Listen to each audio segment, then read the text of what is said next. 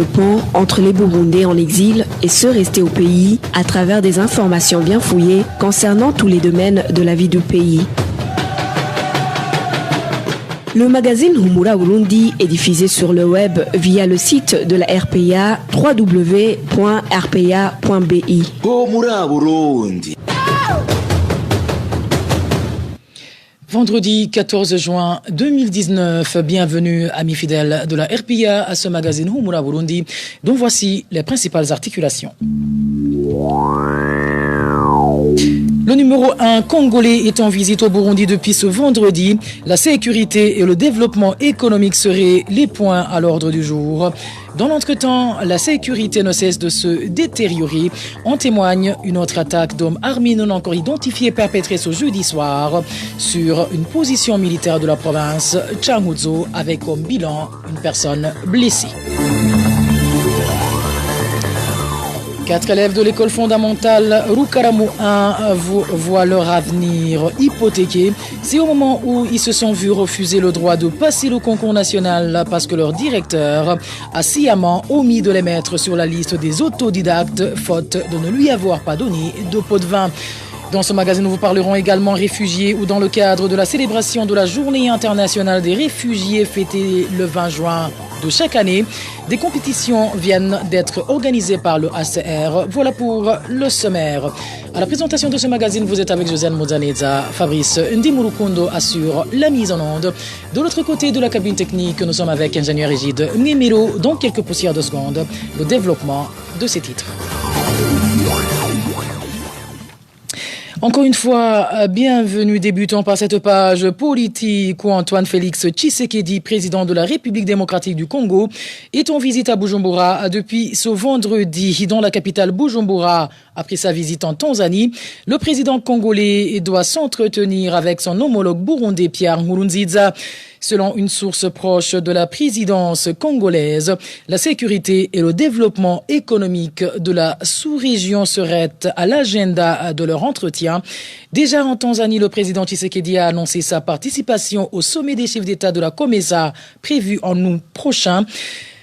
Il y a quelques jours, le numéro 1 congolais a adressé à son homologue rwandais et président en exercice de l'EAC une lettre de demande d'adhésion de la République démocratique du Congo à cette organisation de la communauté des États de l'Afrique de l'Est. Et en page sécurité, on parle d'une attaque la nuit de ce jeudi à vendredi sur la position militaire implantée sur la colline Muka, commune Gisagara. Nous sommes en province Changuzo. Une attaque menée par un groupe d'hommes armés non identifiés.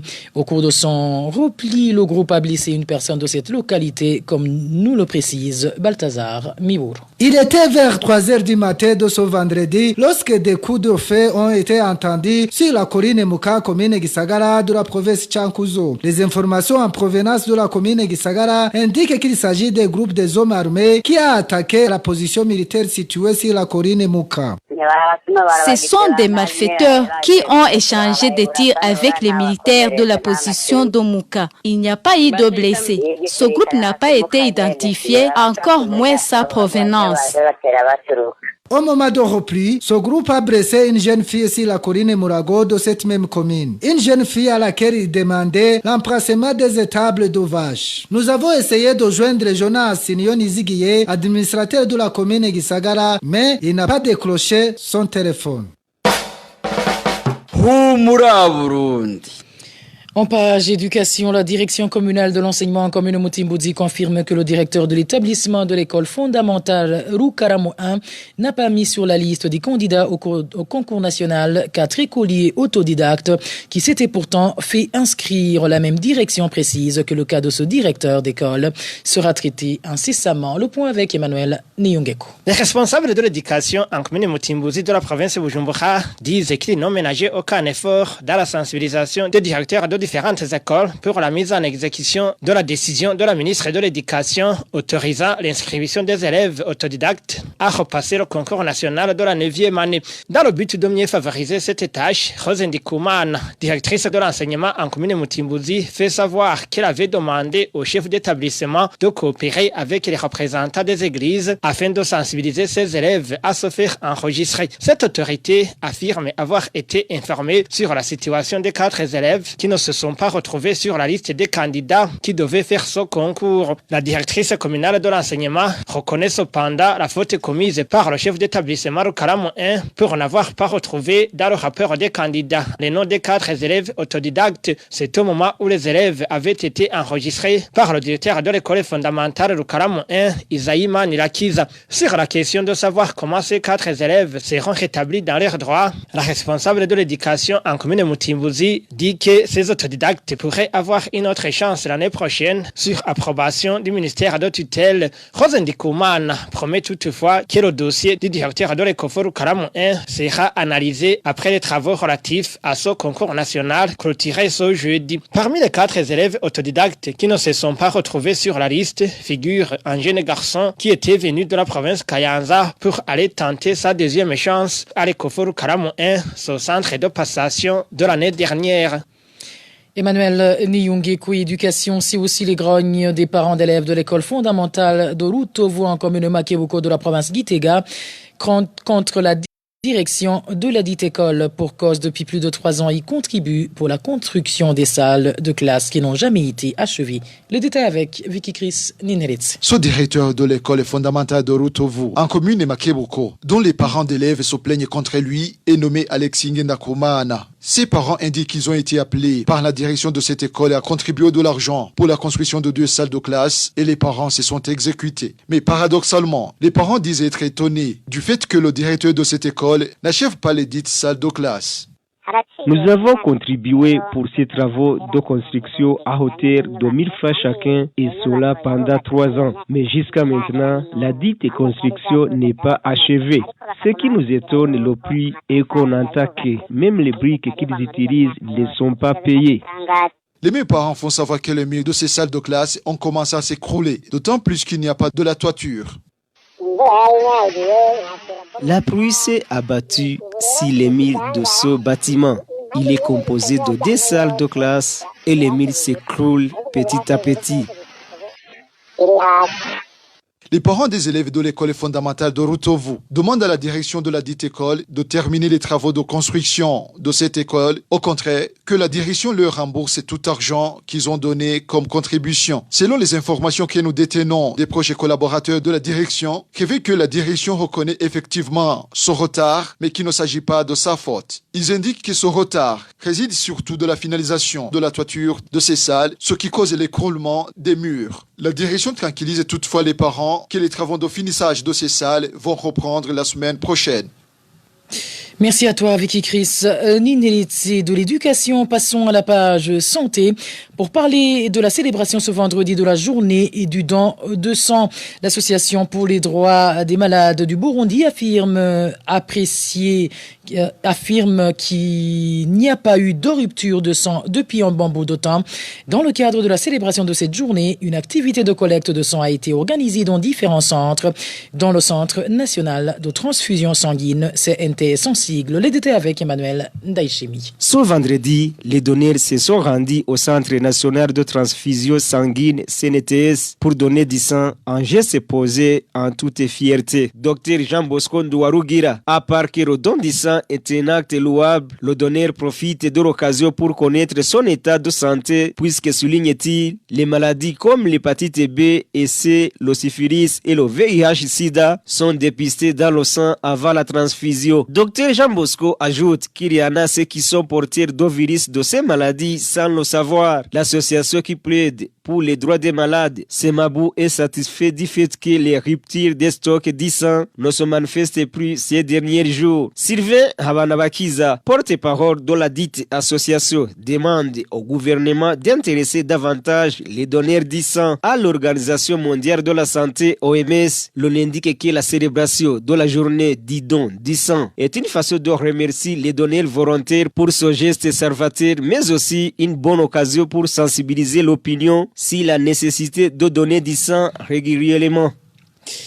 Emmanuel Ndaïchimi, santé, c'est aussi l'épidémie de choléra qui baisse d'intensité en province de Chibitoke.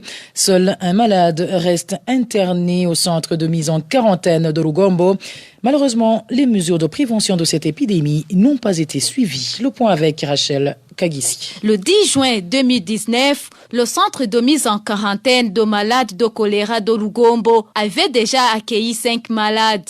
Le matin de ce vendredi, un seul malade restait à ce centre. Apparemment, le choléra a diminué, mais ce n'est pas l'avis de la population. Cette dernière indique qu'aucune mesure de prévention de cette épidémie n'a été suivie. Certaines personnes continuent de s'approvisionner en eau de rivière, tandis que d'autres continuent de vendre de la nourriture sur la voie publique. C'est l'œuvre divine. Sinon, sur la rivière Nyakagunda, on continue de vendre et manger du maïs grillé sur la voie publique sans être inquiété. Les mesures de prévention n'ont jamais été respectées, même si le choléra diminue. L'épidémie de choléra s'était déclarée en province de Chibitoke depuis le 3 de ce mois. Humura Burundi. Parlons à présent réfugiés où les Burundais réfugiés au camp d'Ondouta font face au manque criant de vêtements, surtout chez les enfants. Ces derniers se promènent presque nus car n'ayant plus d'habits pour couvrir leur corps. Le point avec Innocent Valentin, Singilanga. Le premier constat, juste à l'entrée du camp des réfugiés d'Ondouta en Tanzanie, concerne les jeux des enfants presque nus et en pleine poussière. Les parents que nous avons approchés indiquent que les habits qu'ils avaient lors de leur refuge sont déjà usés. C'est ainsi donc que même les enfants n'hésitent pas à jouer étant nus ou encore à moitié nus.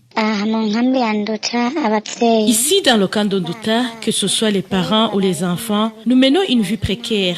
Nous n'avons pas du tout de quoi habiller nos enfants. Regardez par exemple le t-shirt porté par cet enfant, il est complètement usé. Et tous les enfants sont habillés de la sorte. Dans cette vie misérable qu'ils mènent en su d'une pauvreté sans précédent, les parents Andouta se contentent à recoudre les habits déchirés de leurs enfants.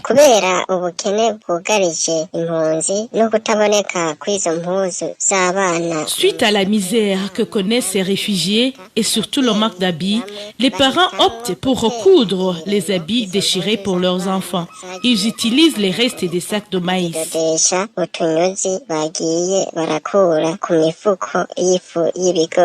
Contactés à ce propos, les responsables du HCR Andouta nous ont dit qu'ils sont dépassés par cette problématique et nous ont plutôt renvoyés aux responsables du HCR à Dar Salam, lesquels responsables nous n'avons pas encore pu joindre.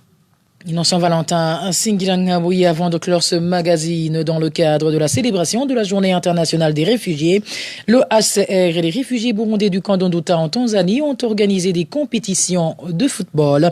La compétition a commencé ce jeudi. Le match final aura lieu le 20 de ce mois, jour de la célébration de cette journée dédiée aux réfugiés. Marie-Angela Kodze nous fait le point.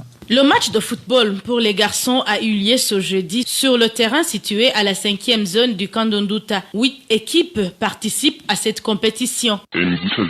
Les équipes qui participent à cette compétition sont notamment Dynamic FC, la plus connue ici au camp, l'équipe Sharp Boys, Étoile, Force, Yuleno, Police, communément appelée King Boys, Lad Close, la 8e et l'équipe Mucho FC.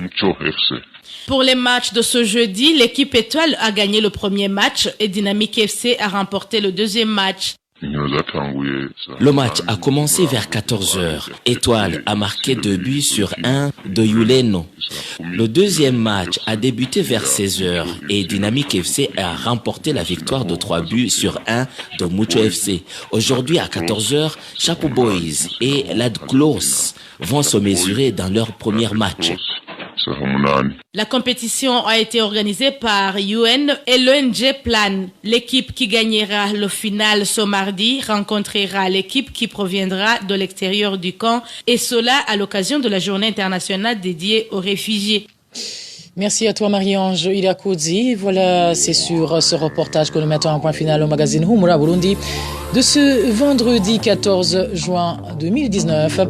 Merci à vous tous pour votre attention. Merci à Fabrice Ndimurukundo qui assurait la mise en onde. Sans oublier ingénieur Égide Mgemilo qui était de l'autre côté de la cabine technique. À la présentation, vous étiez avec Josiane Mouzaneza. Un bon début de week-end à tous.